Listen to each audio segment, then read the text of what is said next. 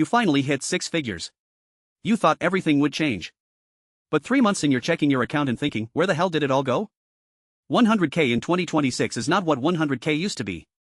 And today I'm going to show you exactly where every dollar goes.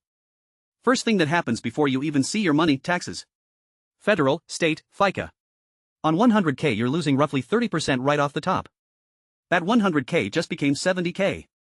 You haven't spent a single dollar yet and 30,000 is already gone. And if you live in California or New York? Add another 5 to 10%. Now you're at 62K take-home. Now housing. The average rent in a major US city is $2,100 a month in 2026. That's $25,200 a year. If you bought a house? Mortgage plus property tax plus insurance easily $2,800 a month. That's $33,600. So out of your 70K take-home, housing alone eats $25,000 to $34,000. You're already down to $36,000 to $45K. Car payment plus insurance $700 a month average. That's $8,400 a year gone. Groceries in 2026, a family of 2 spends $600 a month easy. That's $7,200. Health insurance, even with employer coverage, your share is $300 a month. $3,600 a year. Utilities, phone, internet, subscriptions, another $400 a month. $4,800 a year. Add it up. Car, food, health, utilities, that's another $24,000 gone.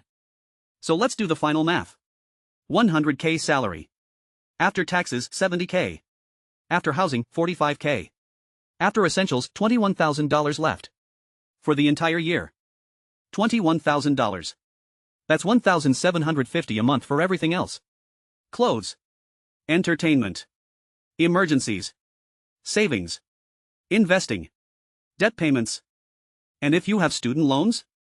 That's another $400 a month. Now you're at $1,350. That's how 100K feels like 40K. In 2000, 100K had the purchasing power of 175K today. You'd need 175,000 in 2026 to live like someone on 100K lived 25 years ago. Housing up 80%. Healthcare up 110%. Education up 180%. Your salary? Up maybe 15% if you're lucky. The system wasn't designed for you to get ahead. It was designed for you to stay exactly where you were working, spending, and never building real wealth. So what do? 3 things. 1. Know your real take-home number. Not your salary. Your actual spendable income after everything. 2. Attack your biggest expense first. If housing is eating 40% of your take-home, that's the lever.